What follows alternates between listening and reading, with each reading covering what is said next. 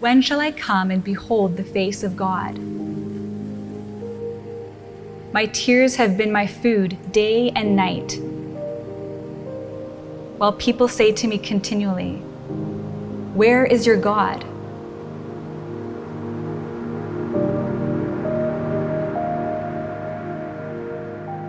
It was my 18th birthday. I was admitted to a psychiatric ward, and I was given an evening pass on that birthday to go home with my family. They showered me with gifts, with love, with cake, because I needed love so desperately at that time because my world was falling apart. I was hearing voices, I was having hallucinations. I didn't know what was real and what was not. The week before, my mom found me crying on the floor and she said, "Lisa, are you okay?" I was in the living room and I was crying and shaking and I said, "Get the devil off of me, get the devil off of me." And my mom just tried to give me a hug and console me. And I said, "I'm not okay." Because in my head, thoughts were going through my mind like, "Why are you here? What's the point?" And I thought that it was better if I wasn't alive.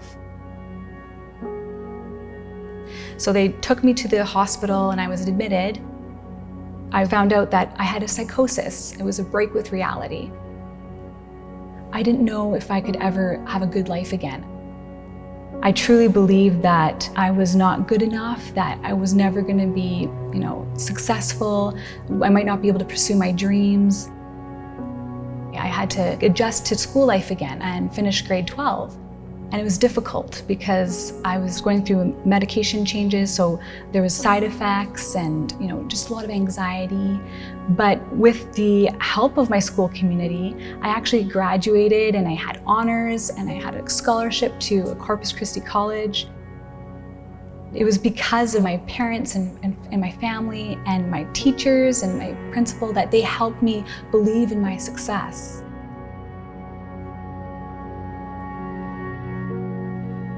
Probably the number one thing that I hear in counseling is nobody ever listens. Nobody ever just talks to me.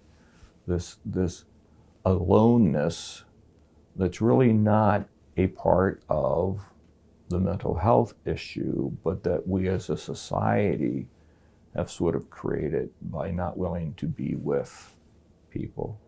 One of my favorite Old Testament stories is Hagar and the whole story with Ishmael and how she goes out in the desert and God hears her, God talks to her, but she calls him the God who sees, not the God who hears. And I think there's this great power in being seen, being noticed in a positive way. I really think that's probably the primary gift of just recognizing and noticing and treating that person with respect and honor. The gift of time to just be with somebody and to be a listening ear. Don't be like Job's friends. Don't tell them what they're doing wrong, what they need to fix to be okay. But to give them what we would call in our program this sacred space of just really someone who really listens and attends to the person. I think another thing that I realize is very scary for people, but inviting the person into your home, having a meal with them. I mean, that was sort of the unusual thing about Jesus, is eating, with people. Why? Because he was going to fix them, he was going to make everything okay. No, actually, he just liked to party with people. And just to invite people in, I think can be so healing.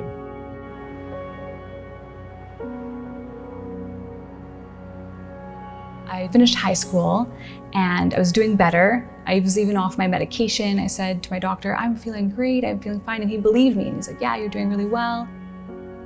I go to Corpus Christi College and I have another breakdown. And this time I was in the psychiatric ward for a month. They diagnosed me with bipolar disorder. I had a mix of emotions. I was like, well, finally, I have something that I can find a solution for, but it was difficult. I didn't get to go back home right away. I had to go to a group home. That's what my counselor and my parents decided would be best for me. They said, this will help you in your independence, it'll help you get you back on your feet. Every weekend I would go and see my parents, and I would travel 3 hours to see them. They were integral to my healing.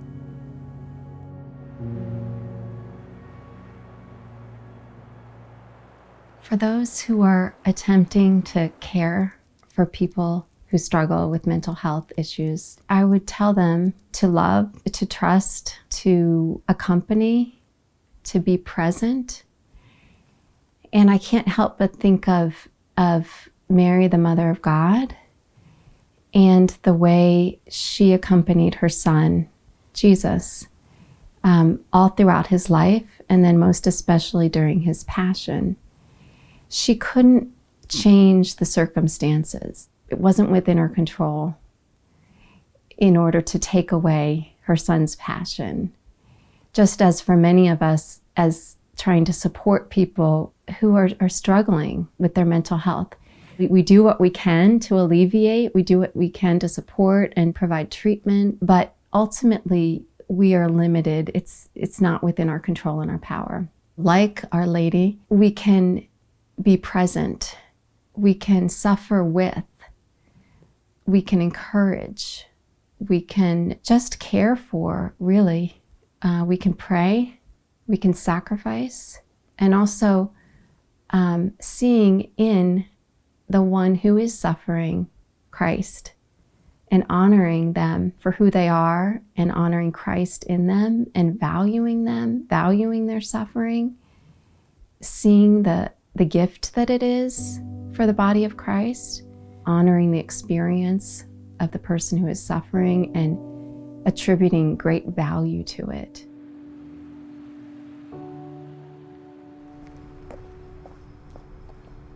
Our late Archbishop Raymond Roussin, he bravely shared to the Catholic community that he was suffering from depression. And this really impacted me, because I remember sitting in church, hearing a letter read to all the parishes in the Catholic Archdiocese that he was suffering from depression, that he would need to take a break to take some rest, but that he was still going to come back to his duties as an archbishop.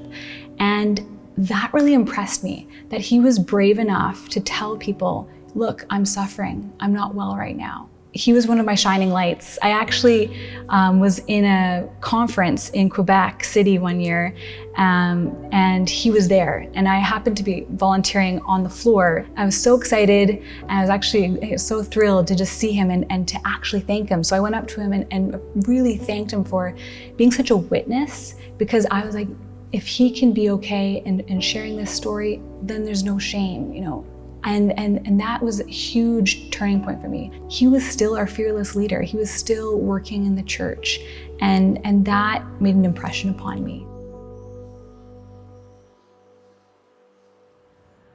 Each person created is meant to live and move and work in the lives of others through giving gifts.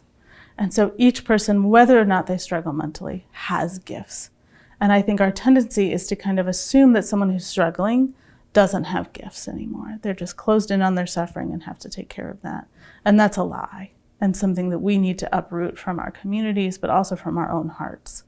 So there's no conflict there. Someone who's struggling has just as many gifts to offer, and maybe even more so needs to be called upon to offer those gifts.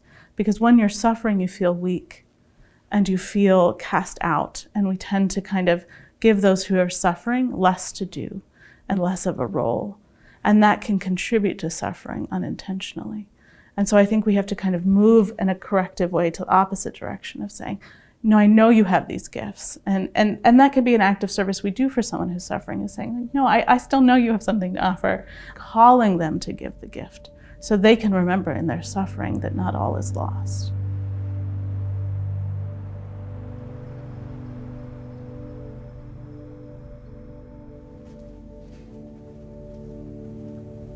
I definitely saw many miracles.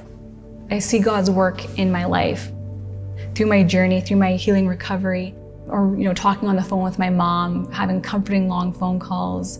Or having a friend say, oh yeah, I'm free, let's go grab a bite if you're not feeling well. And just having that presence with someone, that God is present in each person that are with me and support me. And that's how I see God's work, that how God is helping me.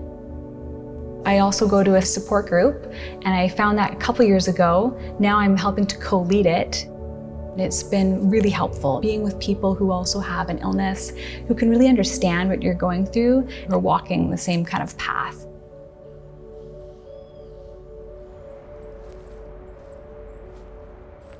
St. John Paul II wrote Salvifici Doloris, which is a beautiful document that speaks about suffering as redemptive.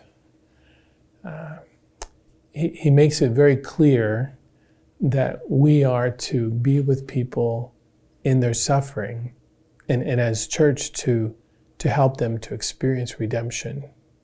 So I think this is the most important, because so many people, when they're suffering, feel alone. And often we see people who are suffering and we want to help them, but we can also be afraid of approaching them because the suffering is painful. Whereas what the church invites us to is be with them in the moment of suffering so that they can experience it, that Christ is present there. There's a unique gift that people who suffer offer. And I think it's kind of twofold. First, they bear the face of Christ to everyone else. And someone who's suffering can hide and mask that and try and push that away so that nobody sees it. But they're actually unintentionally pushing away this gift that the Christian is profoundly called to, which is to find the suffering face of Christ. And that's within you. And so when you're struggling, I try and remind people that that's what people need to see. And the other thing is then, when you are able to kind of recognize that even in your suffering, you bear this intimacy with Christ that those who don't suffer don't have, you also become an opportunity for others to give a gift. That the sufferer puts on a call to those who witness suffering to respond. But when you see someone who's suffering, you are called to be Christ to them. And that's a kind of two-way. The person who's suffering needs to be able to offer that gift to someone else and say, I need your help. I need you to see the suffering Christ in me. I need your consolation. And then the person who witnesses it needs to respond to the call of being Christ to the other. And it becomes this unique gift of suffering and consoling. I think people underestimate what an honor it is to be a therapist and what a gift it is when someone opens up to you and they share with you their own suffering. And I think we underestimate the power of that and the beauty of it and how moving it is. And I think that's a gift that we're losing out on every day. And it's made the reality of Christ so much deeper to me. But I think it's something we're not tuning into. The people who are suffering can be this tremendous gift to others, and how we as ministers and consolers can discover who Christ is by giving back to those who are suffering.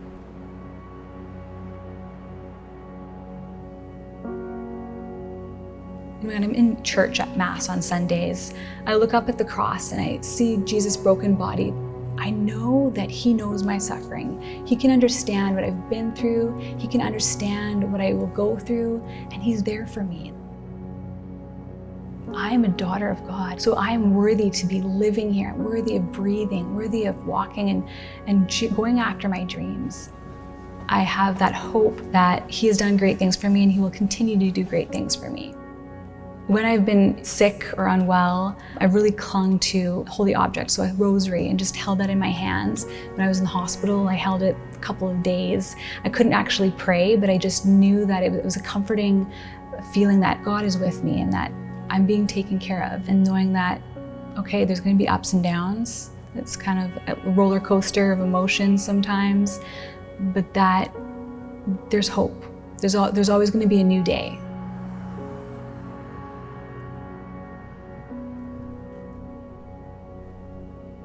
The Lord always invites us to faith, to trust, and even in those times that are difficult.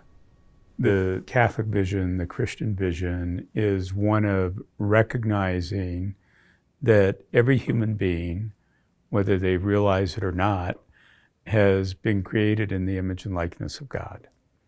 And that is what brings us our dignity, that we truly recognize God as our creator. Now, Jesus deepens that understanding with the revelation of the Father and the Holy Spirit, and that there are truly three persons in the one God, and we are called to be in relationship with those three persons. In Jesus, we truly discover our true identity as human beings, that we are to be the beloved sons and daughters of the Father.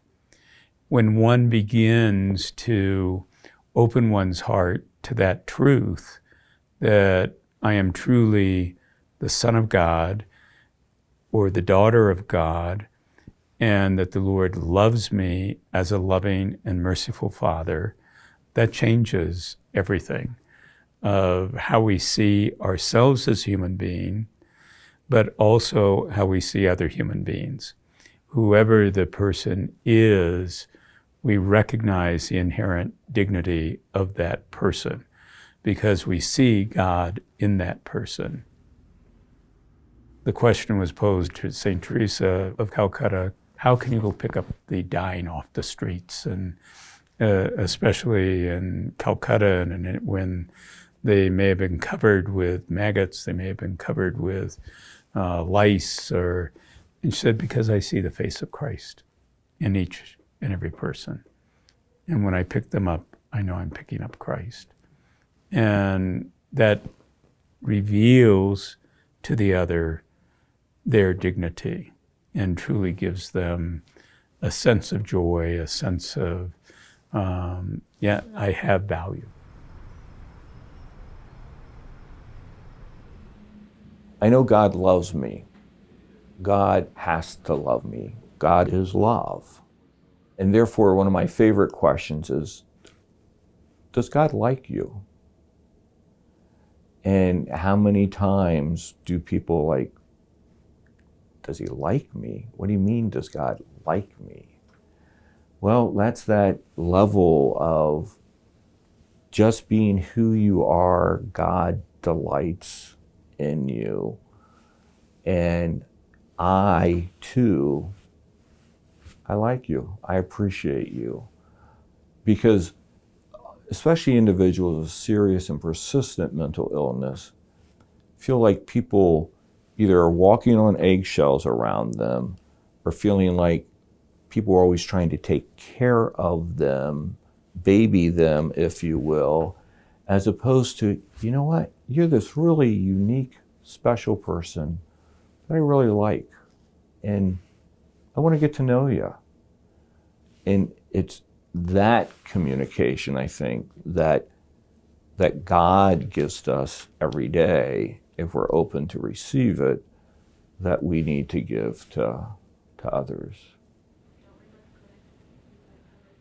When I thought about who our models kind of in our faith and in our tradition are, just the model of the Good Samaritan, of this idea that even if you are Christian, it doesn't really matter who you minister. What matters is who you minister to, rather. What matters is the person who's suffering, who needs care and concern, and that you enter into their suffering and you enter in a space of offering consolation and giving the gift of self to the other. In the midst of the struggle, I remember my sister, Monica, she was helping me down the stairs.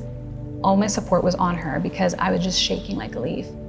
My parents and my family were such strong supporters of my health. I really feel the community has really helped me. And I call it, I have a team. Like I have a team of supporters. Without them, I feel like I'd be floundering and I would feel kind of lost. There's a quote from Peter Wolleben, Hidden Life of Trees. He says, "A tree is only as strong as the forest that surrounds it." In his book, he talks about how sick trees in a forest, they are supported by the healthy trees. Their root systems actually connect and they'll send nutrients through the root systems to support the sick tree.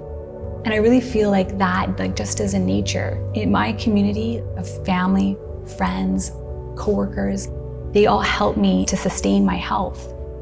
And I really foster that. I really foster friendships to keep me healthy.